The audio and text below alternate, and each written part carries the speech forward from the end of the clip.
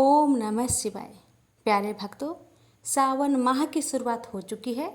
सावन माह भगवान शिव को अत्यधिक प्रिय है। इस माह में शिव की पूजा करने से भक्तों पर भोलेनाथ की विशेष कृपा बनी रहती है, मन की मनोकामना पूर्ण होती है। आज की वीडियो में आप सभी श्रवण करेंगे श्रावण माह महात्म्य कथा अध्याय 1। महात्म्य को स्वयं भगवान सदाशिव ने सनत कुमार जी को सुनाए थे। वही महात्म्य आज मैं आप सभी को सुनाने जा रही हूँ। बड़े ही श्रद्धा से पर संचित मन से अवश्य सुनेगा, आप सभी की मनोकामना पूर्ण होगी। प्रेम से बोलिए हर हर महादेव। श्रावण मास की प्रथम महात्म्य कथा। मुनि श्रेष्ठ शौनक जी ने श्री सूत जी से पूछा, हे महाभाग महामते, हे व्यास शिष्य सूत जी, आपके मुख से हमने अनेक आख्यान सुनकर आनंद प्राप्त किया है, किंतु फिर भी हमारे कानों की प्यास अभी बुझी नहीं है और अधिक सुनने की इच्छा है।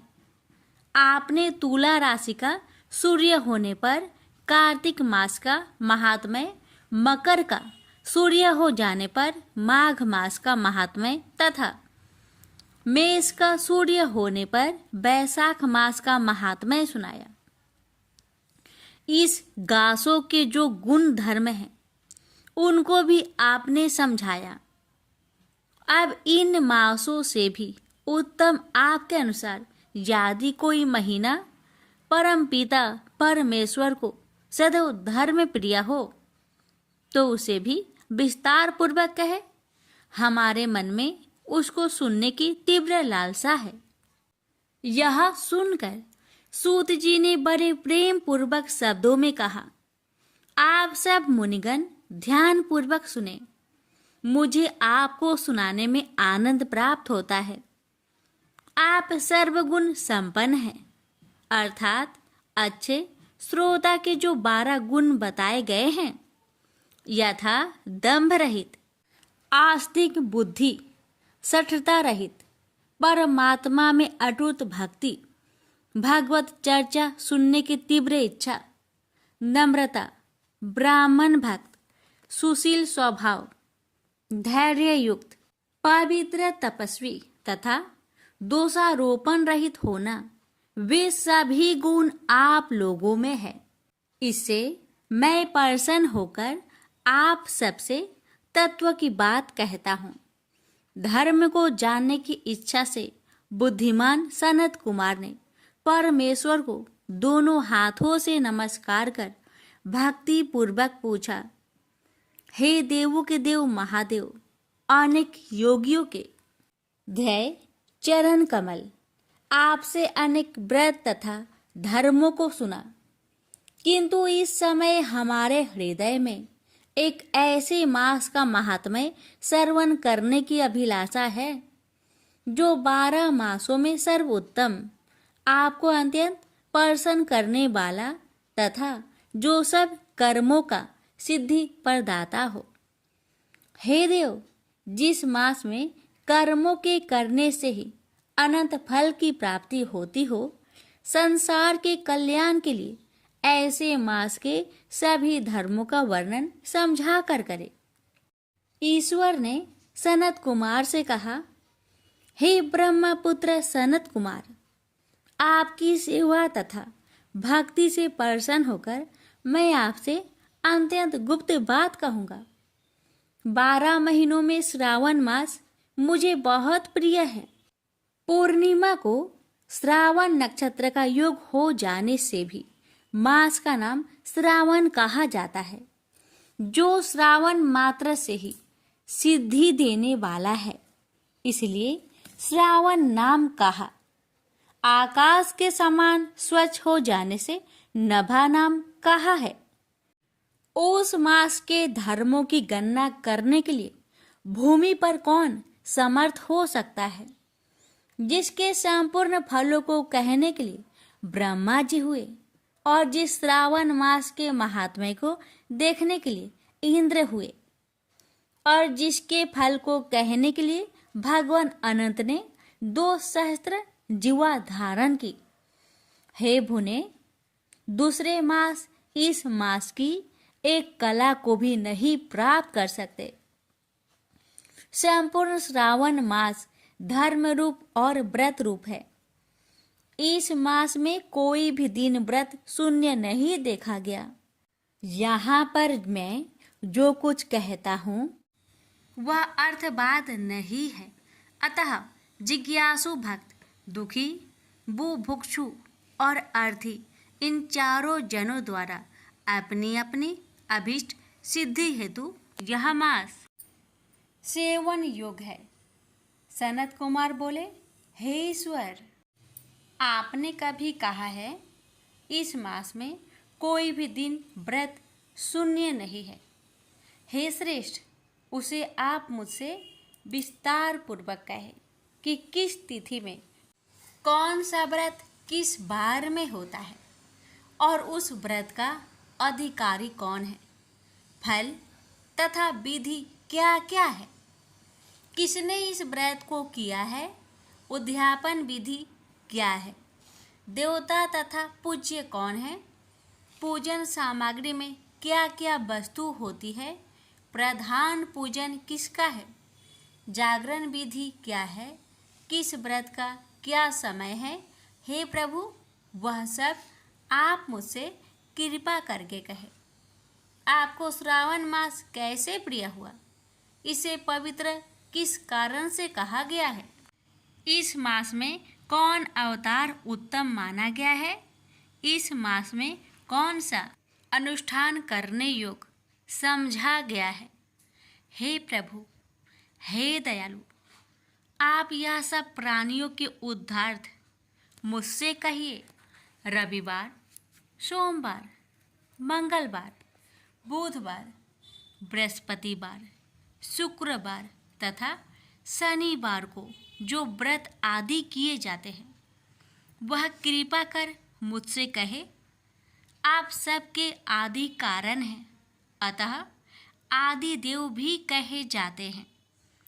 अन्य देवता आपसे छोटे होने के कारण आप महादेव कहे जाते हैं। पीपल के वृक्ष में ब्रह्मा, विष्णु तथा शिव तीनों देवों का निवास है। उसमें भी आपका निवास सबसे ऊपर व ऊंचा कहा गया है। आप कल्याण रूप से शिव माने जाते हैं। पाप नाशक होने से आप हर माने गए हैं। आदिदेव होने से आप श्वेत वर्ण हैं। शुक्ल वर्ण में विकार होने से अन्य वर्ण होते हैं। उनमें कपूर वर्ग के समान गौर वर्ण होने से आप आदि देव हैं। पहले गणेश जी का अधिष्ठान रूप 4 दल का मूसलाधार नाम का चक्र है। उसके ऊपर 6 दल का ब्रह्मा जी का अधिष्ठान नाम का दूसरा चक्र है और उसके ऊपर 10 दल वाला भगवान विष्णु का मणिपुर नामक तीसरा चक्र है। फिर हृदय में अधिष्ठान रूप 12 दल का अनाहत नाम का चौथा चक्र है। सबके हृदय में होने वाले उस चक्र में आपकी स्थिति कही जाती है। हे ब्रह्मा जी तथा भगवान विष्णु के ऊपर आपका निवास होने से आपको मुख्यतः कहा गया है। केवल आपके पूजन मात्र से पंचायतन का अर्चन हो जाता है। यह सब अन्य देवताओं में नहीं है। स्वयं आप शिव है। आपके वाम भाग में पार्वती का निवास है। गणपति का दक्षिण भाग में सूर्य का नेत्र और भगवान हरि का हृदय में निवास है। अन्न को ब्रह्ममयी कहा गया है। भगवान हरि जल रूप कहे जाते हैं। हे ईशान, जब आप उस अन्न और जल का भोग करने वाले हैं तो आपकी प्रवीणता में किसी को भी संदेह नहीं हो सकता।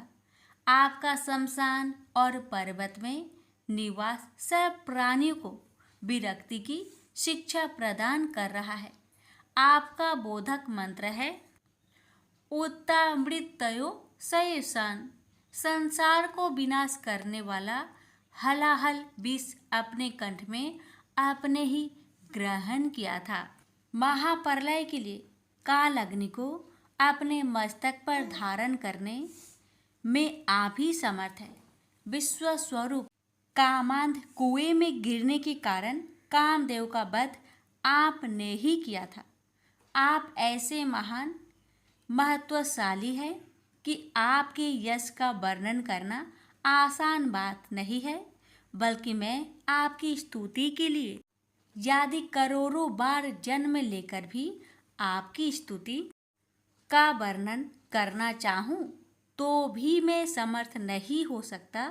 अतः हे दयामल, मेरे प्रश्नों का उत्तर देने की कृपा करें।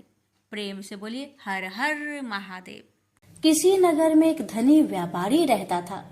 दूर दूर तक उसका व्यापार फैला हुआ था। नगर के सभी लोग उस व्यापारी का सम्मान करते थे। इतना सब कुछ संपन्न होने के बाद भी वह व्यापारी बहुत दुखी था, क्योंकि उसका कोई पुत्र नहीं था, जिस कारण अपने मृत्यु के पश्चात व्यापार के उत्तराधिकारी की चिंता उसे हमेशा सताती रहती थी। पुत्र प्राप्ति की इच्छा से व्यापारी प्रत्येक सोमवार भगवान शिव का व्रत पूजा किया करता था और शाम के समय शिव मंदिर में जाकर शिव जी के सामने घी का दीपक जलाया करता था। उसकी भक्ति देखकर माँ पार्वती प्रसन्न हो गई और भगवान शिव से उस व्यापारी की मनोकामना पूर्ण करने का निवेदन किया। भगवान शिव बोले, इस संसार में सबको उसके कर्म के अनुसार फल की प्राप्ति होती है। जो प्राणी जैसा कर्म करते हैं उन्हें वैसा ही फल प्राप्त होता है। शिव जी द्वारा समझाने के बावजूद माँ पार्वती नहीं मानी और उस व्यापारी की मनोकामना पूर्ति हेतु वे शिव जी से बार बार अनुरोध करती रही। अंततः माता के आग्रह को देखकर भगवान भोलेनाथ को उस व्यापारी को पुत्र प्राप्ति का वरदान देना पड़ा। वरदान देने के पश्चात भोलेनाथ माँ पार्वती से बोले, आपके आग्रह पर मैंने पुत्र प्राप्ति का वरदान तो दे दिया, परंतु इसका यह पुत्र 16 वर्ष से अधिक समय तक जीवित नहीं रहेगा। उसी रात भगवान शिव उस व्यापारी के स्वप्न में आए और उसे पुत्र प्राप्ति का वरदान दिया और उसके पुत्र की 16 वर्ष तक जीवित रहने की भी बात बताई। भगवान के वरदान से व्यापारी को खुशी तो हुई, लेकिन पुत्र की अल्पायु की चिंता ने उस खुशी को नष्ट कर दिया। व्यापारी पहले की तरह सोमवार के दिन भगवान शिव का विधिवत व्रत करता रहा। कुछ महीनों के बाद उसके घर एक अति सुंदर बालक ने जन्म लिया और घर में खुशियां ही खुशियां भर गई। बहुत धूमधाम से पुत्र जन्म का समारोह मनाया गया, परंतु व्यापारी को पुत्र जन्म की अधिक खुशी नहीं हुई, क्योंकि उसे पुत्र की अल्प आयु के रहस्य का पता था। जब पुत्र 12 वर्ष का हुआ तो व्यापारी ने उसे उसके मामा के साथ पढ़ने के लिए बनारसी भेज दिया। लड़का अपने मामा के साथ शिक्षा प्राप्त हेतु चल दिया। रास्ते में जहाँ भी मामा भांजे विश्राम हेतु रुकते, वहीं यज्ञ करते और ब्राह्मणों को भोजन कराते। लंबी यात्रा के बाद मामा भांजे एक नगर में पहुँचे। उस दिन नगर के राजा की कन्या का विवाह था, जिस कारण पूरे नगर को सजाया गया था। निश्चित समय पर बारात आ गई, लेकिन वर का पिता अपने बेटे के एक आंख से काने होने के कारण बहुत चिंतित था। उसे भय था कि इस बात का पता चलने पर कहीं राजा विवाह से इनकार न कर दे, इससे उसकी बदनामी भी होगी। जब वर के पिता ने व्यापारी के पुत्र को देखा तो उसके मस्तिष्क में एक विचार आया। उसने सोचा, क्यों ना इस लड़के को दुल्हा बनाकर राजकुमारी से विवाह करा दूं। विवाह के बाद इसको धन देकर विदा कर दूंगा और राजकुमारी को अपने नगर ले जाऊंगा। वर के पिता ने लड़के के मामा से इस संबंध में बात की। मामा ने धन मिलने की लालच में वर के पिता की बात को स्वीकार कर ली। लड़के को दूल्हे का वस्त्र पहनाकर राजकुमारी से विवाह कर दिया गया। राजा ने बहुत सारा धन देकर राजकुमारी को विदा किया। शादी के बाद लड़का जब राजकुमारी के साथ लौट रहा था तो वह सच नहीं छिपा सका और उसने राजकुमारी के ओढ़ने पर लिख दिया, राजकुमारी, तुम्हारा विवाह मेरे साथ हुआ था। मैं तो बनारसी पढ़ने के लिए जा रहा हूँ और अब तुम्हें जिस नवयुवक की पत्नी बनना पड़ेगा वह कान्हा है। जब राजकुमारी ने अपनी ओढ़नी पर लिखा हुआ पढ़ा तो उसने कान्हे लड़के के साथ जाने से इनकार कर दिया। राजा को जब ये सब बातें पता लगी तो उसने राजकुमारी को महल में ही रख लिया। उधर लड़का अपने मामा के साथ बनारसी पहुंच गया और गुरुकुल में पढ़ना शुरू कर दिया। जब उसकी आयु 16 वर्ष की हुई तो उसने यज्ञ किया। यज्ञ की समाप्ति पर ब्राह्मणों को भोजन करवाया और खूब अन्य वस्त्र दान किए। रात को वह अपने शयन कक्ष में सो गया। शिव के वरदान के अनुसार शयन अवस्था में ही उसके प्राण पेखरू उड़ गए। सूर्योदय पर मामा मृत भांजे को देखकर रोने पिटने लगा। आसपास के लोग भी एकत्र होकर दुख प्रकट करने लगे। लड़के के मामा के रोने विलाप करने के स्वर समीप से गुजरते हुए भगवान शिव और माता पार्वती ने भी सुने। माता पार्वती ने भगवान से कहा, प्राणनाथ, मुझे इसके रोने का स्वर सहन नहीं हो रहे, आप इस व्यक्ति के कष्ट को अवश्य दूर करें। भगवान शिव ने माता पार्वती के साथ अदृश्य रूप में समीप जाकर देखा तो भोलेनाथ माता पार्वती से बोले, यह तो उसी व्यापारी का पुत्र है जिसे मैंने 16 वर्ष की आयु का वरदान दिया था। इसकी आयु पूरी हो गई है। माँ पार्वती ने फिर भगवान शिव से निवेदन कर उस बालक को जीवन देने का आग्रह किया। माता पार्वती के आग्रह पर भगवान शिव ने उस लड़के को जीवित होने का वरदान दिया और कुछ ही पल में वह जीवित होकर उठ बैठा। शिक्षा समाप्त करके लड़का मामा के साथ अपने नगर की ओर चल दिया। दोनों चलते हुए उसी नगर में पहुंचे जहां उसका विवाह हुआ था। उस नगर में भी यज्ञ का आयोजन किया। समीप से गुजरते हुए नगर के राजा ने यज्ञ का आयोजन देखा और उसने तुरंत ही लड़के और उसके मामा को पहचान लिया। यज्ञ के समाप्त होने पर राजा मामा और लड़के को महल में ले गया और कुछ दिन उन्हें महल में रखकर बहुत सा धन वस्त्र आदि देकर राजकुमारी के साथ विदा कर दिया। इधर भूखे प्यासे रहकर व्यापारी और उसकी पत्नी बेटे की प्रतीक्षा कर रहे थे। उन्होंने प्रतिज्ञा कर रखी थी कि यदि उन्हें अपने बेटे की मृत्यु का समाचार मिला तो दोनों अपने प्राण त्याग देंगे। परंतु जैसे ही उसने बेटे के जीवित वापस लौटने का समाचार सुना तो वह बहुत प्रसन्न हुआ। वह अपनी पत्नी और मित्रों के साथ नगर के द्वार पर पहुंचा। अपने बेटे के विवाह का समाचार सुनकर पुत्र वधू राजकुमारी को देखकर उसकी खुशी का ठिकाना न रहा। उसी रात भगवान शिव ने व्यापारी को सपने में आकर कहा, हे श्रेष्ठी, मैंने तेरे सोमवार व्रत करने और व्रत कथा सुनने से प्रसन्न होकर तेरे पुत्र को लंबी आयु प्रदान की है। पुत्र की लंबी आयु जानकर व्यापारी बहुत प्रसन्न हुआ। शिव भक्त होने तथा सोमवार का व्रत करने से व्यापारी की सभी मनोकामनाएं पूर्ण हुई। इसी प्रकार जो भक्त सोमवार का विधिवत व्रत करते हैं और व्रत कथा सुनते हैं उनकी सभी इच्छाएं पूरी होती है। बोलिए उमापति शंकर भगवान की जय।